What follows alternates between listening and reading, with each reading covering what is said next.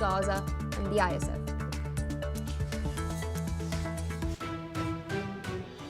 Well, viewers, those are the headlines and our top focus.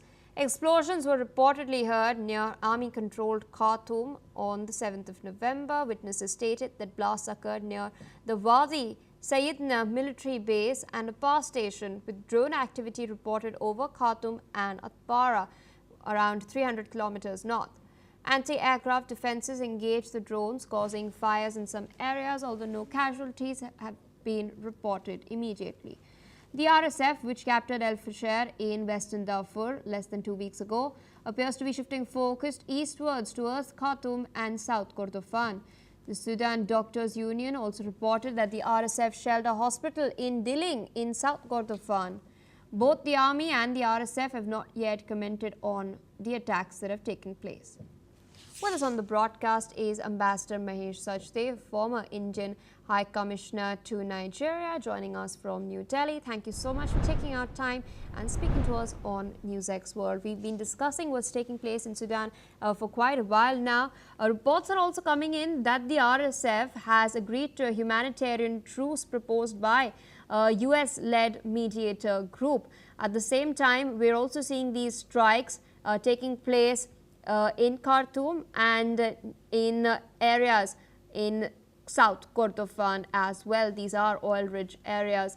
Do you think what the US has done will hold, or are these fresh strikes an indication of what is to come? Good question. Thank you.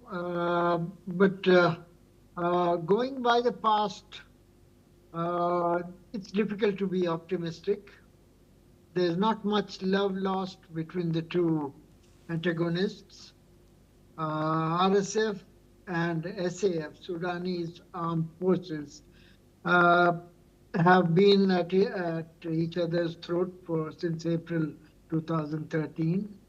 2.5 years have seen massive and brutal fighting in various parts of Sudan, Africa's largest country, and a fracture of territories seem to have come into shape.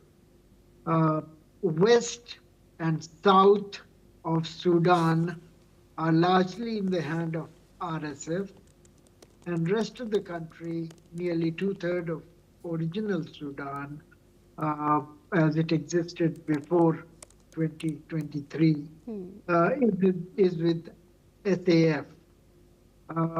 As you yourself mentioned, the battle lines are jagged and they are changing all the time, with Khartoum, which was taken over by SAF earlier this year and is supposed to be a government headquarters, has seen drone activity, and not only in Khartoum, but 300 kilometers north, Atbara, which is further in government control and away from RSF. So the battle lines are shifting, and none of the two sides seem to be happy with the current situation. Both sides seek to represent the entire country, and while RSF has publicly declared their intention to go for a ceasefire, which in any case is limited, SAF is yet to take a position, and its older position is that RSF should disarm, vacate civilian territories, etc., which RSF is unlikely to accept. I think under the circumstances, we'll have to be cautious about any future projection. We would need to see if UAE, which has been supporting RSF, would renege and change its position to more neutral position. That would be necessary before RSF can be persuaded to be less hostile, and SAF sort of gives up its strong reservations on UAE's role and agrees to a ceasefire.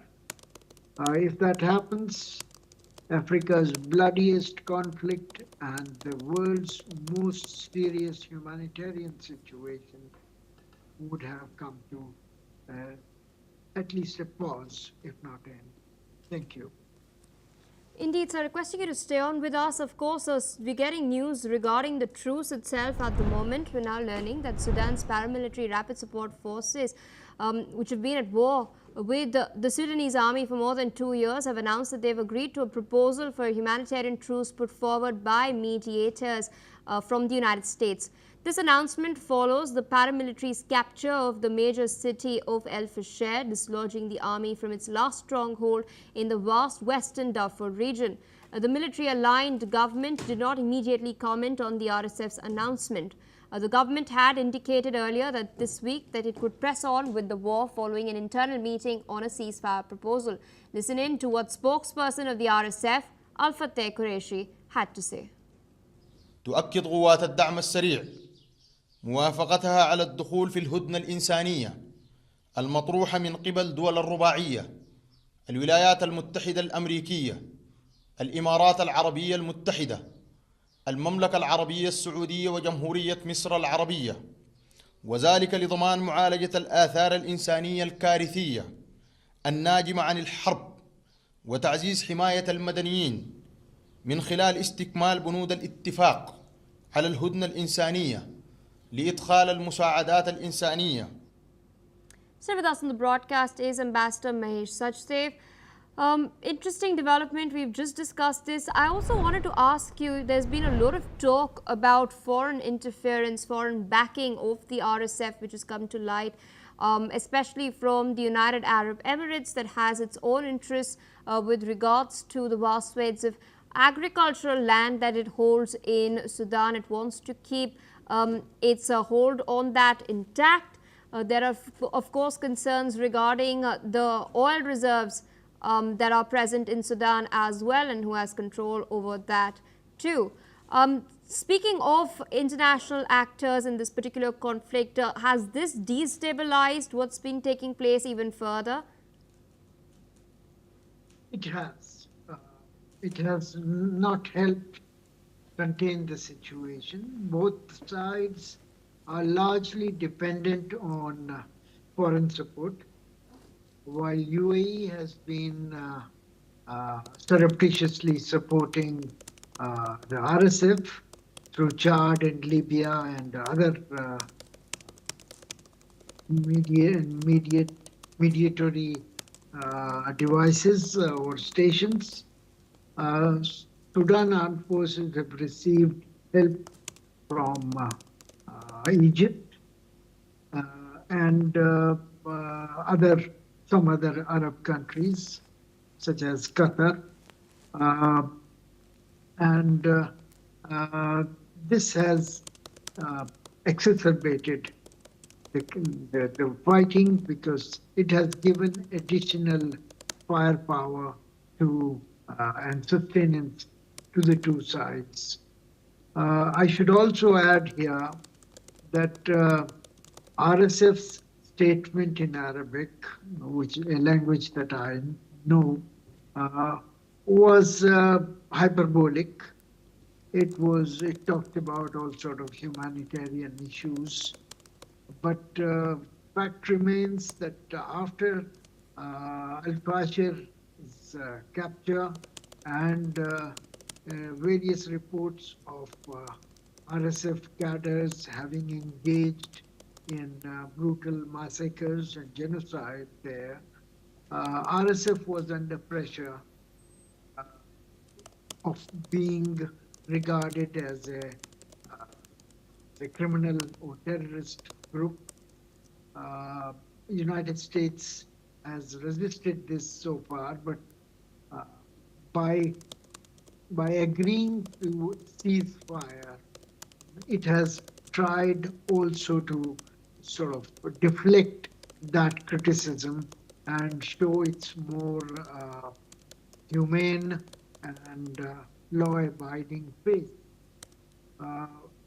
It has almost taken it for granted that SAF will not agree to ceasefire, and therefore there will be no further action required. And that's how the drone activity in Khartoum and Atbara seem to have intensified. Indeed, sir. With that, I would like to thank you for taking out time, sharing your analysis, your perspective on what's taking place in Sudan, the world's